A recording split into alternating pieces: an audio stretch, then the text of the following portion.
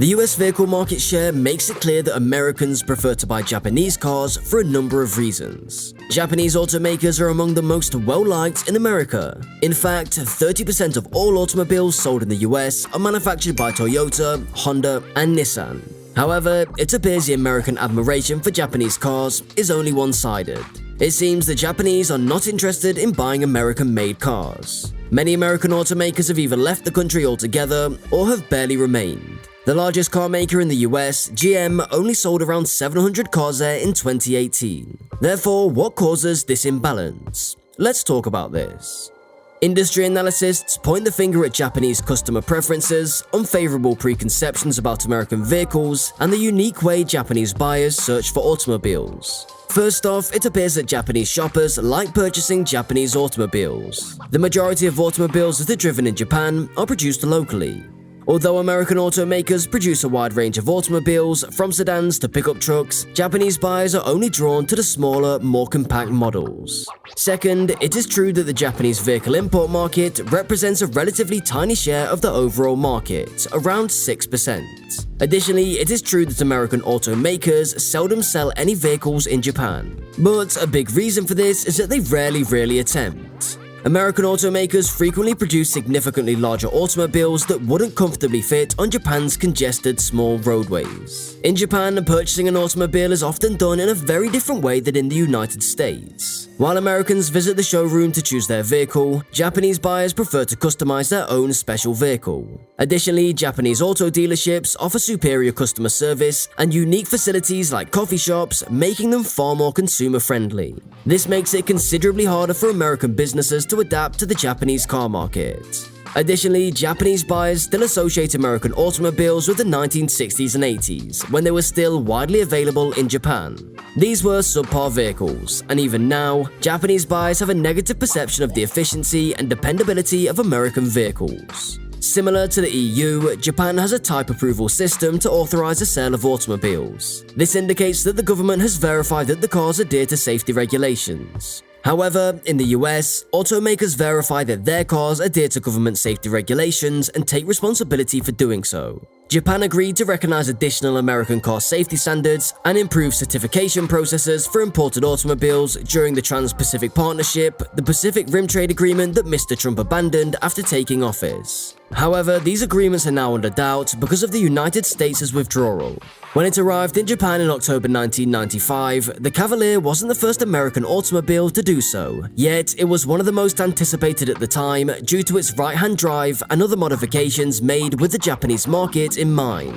The symbolic agreement was held as a key to opening Japan's closed market to American products. Instead, it mostly served to confirm Japanese stereotypes about American quality. To assure extra stringent quality, GM directed Cavaliers headed for Japan via a separate finishing line at its Lordstown, Ohio facility. That did not deter Toyota inspectors from rejecting large numbers of the vehicles and returning them for repairs prior to giving them the all-green for transport to Japan.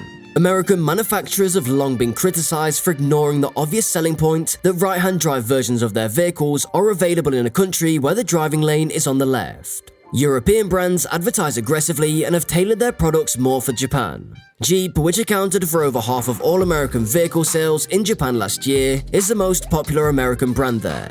It provides right-hand drive cars as a holdover from the special delivery vans it originally built for the USPS, which allowed drivers to walk out onto American curbs rather than roads. When Shijiro Arata last desired to purchase a brand new vehicle in Japan. An hour later, the dealer and a colleague arrived at Urata's door with 2 demo vehicles, which Urata and his wife test drove around the neighborhood. Every few weeks, the Urata family brings their automobile to the dealer for a complimentary car wash. Manufacturers like Toyota couldn't afford to buy different stamping presses for every part of the manufacturing process and instead had to use a single press to stamp the different components on their car's bodywork. Compared to a factory run by an American or European manufacturers who subscribed to Ford's mass production process, Japan's setup at the time would have looked shockingly old school. But the upswing was that there was less on the line that could go wrong.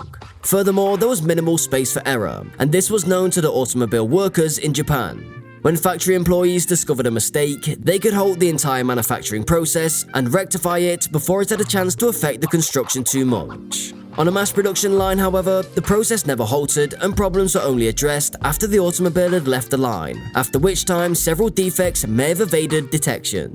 The Toyota production system, sometimes referred to as the just-in-time manufacturing or leaning manufacturing, was finally developed as a result of this cost-effective method of automobile manufacture.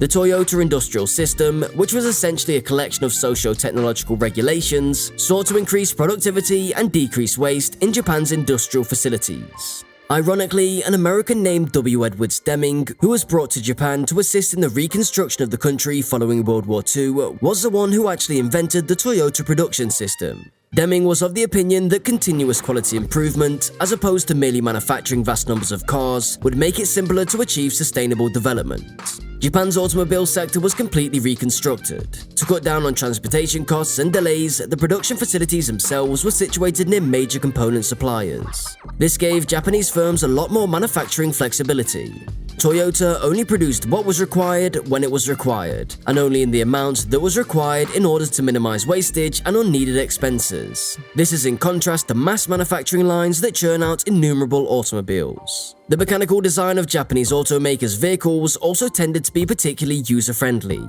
If a problem did arise, you could simply open the hood and fix it with a spanner, as opposed to the specific tools required for European automobiles or the excessive use of rivets in American vehicles that complicated do-it-yourself repairs. Above all, the mindset of businesses like Toyota and Honda, with attitudes centered around continuously optimizing and simplifying the production processes, reinforced Japan's exports as the gold standard for dependability. Japanese companies maintain their high dependability ratings by exercising prudence when it comes to modifying their products and implementing untested new technology. Even while some of them aren't the most thrilling vehicles available, their dependability is more than just a cliche, it's a way of thinking.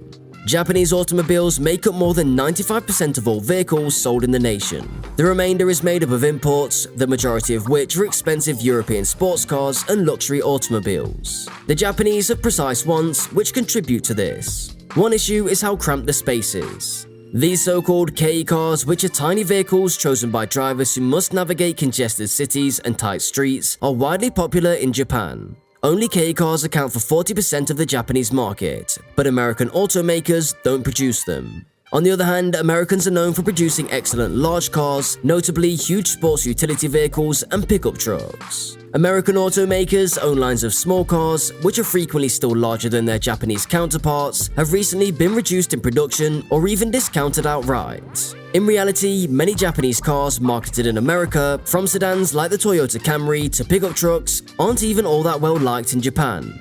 Less than 1% of the market is occupied by the three Detroit automakers. Jeep, one of the top sellers, roughly sells 10,000 cars in Japan every year. The Japanese rose to power in the auto industry in large part to their reputation for building solid, efficient cars that don't break down. Of course, many observers know that American autos have done a lot to close the reliability gap over the years, and cars overall are able to log far more miles on the road than they did even a decade ago.